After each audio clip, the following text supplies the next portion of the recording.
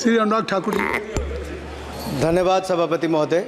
मैं आपका आभार प्रकट करता हूँ अपने पार्टी का, जिन्होंने मुझे बोलने का अवसर दिया। मैं बधाई देता हूँ श्रीमती निर्मला सीतारमण जी को, माननीय वित्त मंत्री जी को, जिन्होंने 7वां लगातार बजट दिया है।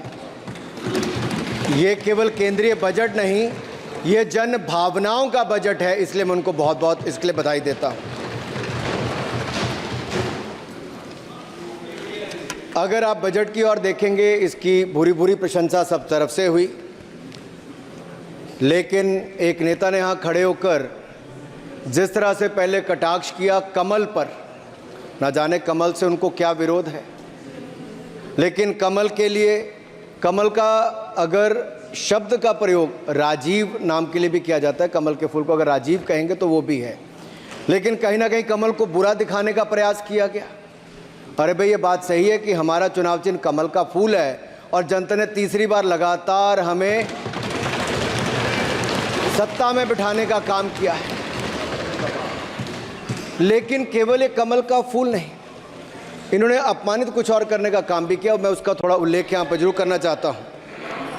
ये कमल, इससे जुड़ा हुआ नाम राजीव भी है, और राजीव आप जानते हैं किसका नाम है, आप सब जानते ही हैं। तो क्या उनको भी बुरा समझते? क्योंकि इन्होंने कहा, इन्होंने राजीव को हिंसा के साथ जोड़ने की बात कही, कमल को हिंसा के साथ जोड़ने की बात कही, लेकिन मैं कहना चाहता हूँ माँ लक्ष्मी का आसन भी कमल है, हमारा राष्ट्र पुष्प भी कमल है, और जिस पद्मासन मुद्रा में सिंधु सभ्यता में भगवान शिव की पशुपति नाथ के रूप में मूर्ति मिली थी, लोकमान्य तिलक पद्मासन मुद्रा में ही समाधिलीन हुए थे।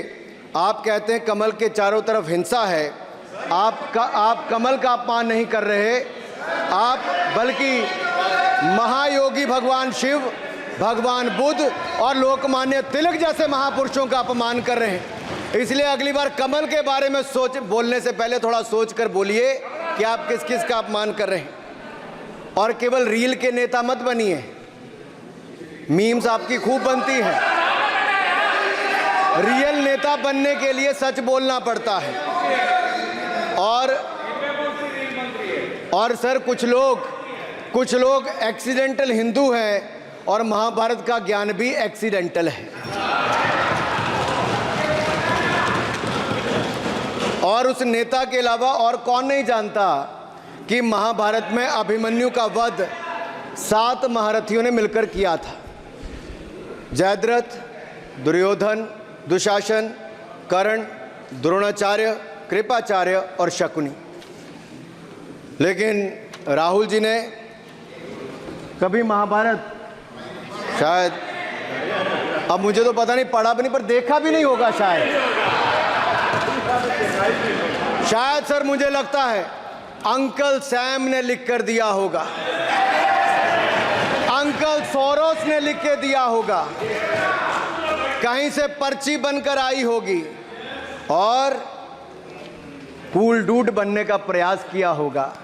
मैं इतना ही कहूँगा, कल जो चक्रव्यूह में फंसाने की बात कर रहे थे, वो कर्ण को करना कह रहे थे, कृपाचार्य जी को कृपचाय बोल रहे थे।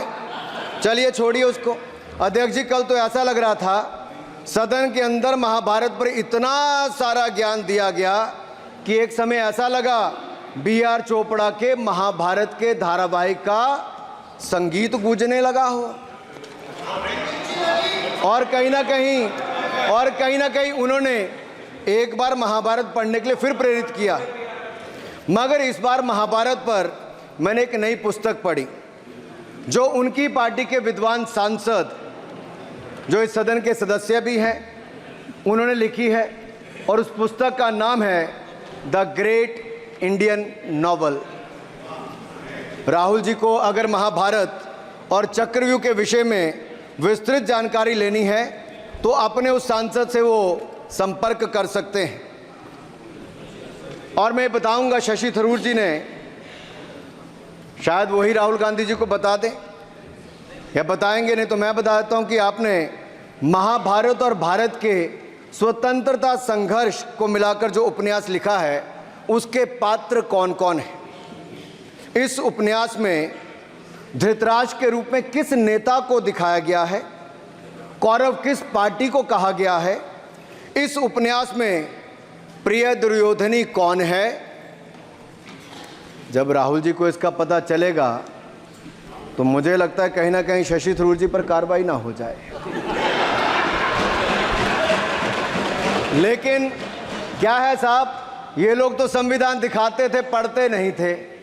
मैंने उस दिन पूछ लिया कितने पन्ने होते, तो वो भी नहीं बता पाए। मैंने उसके बाद पूछा कि ये जो आप संविधान की कॉपी लेकर चलते हो, इसका प्रीफेस पढ़ा है, इसका फॉरवर्ड पढ़ा है, इसकी प्रस्तावना किसने की है।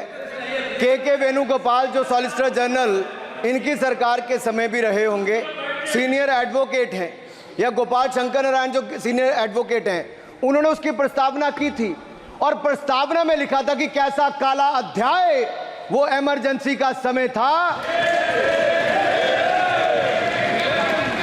और ये संविधान जो डॉक्टर BR अंबेडकर जी ने दिया, अगर ये नहीं दिया होता तो आम जनमानस को अपने अधिकारों का पता भी नहीं लगता। लेकिन इन्होंने तो उसको पढ़ा ही नहीं था, लेकिन केवल कॉपी दिखा रहे थे इतने दिनों से साहब। ऐसे ही महाभारत पर भी ऐसी हालत लग रही है। और मुझे लगता है, और नहीं तो गूगल दादा तो थे, इनसे पूछ लेते। आप क्या करते हो साहब, साथ में कुछ बताया करो।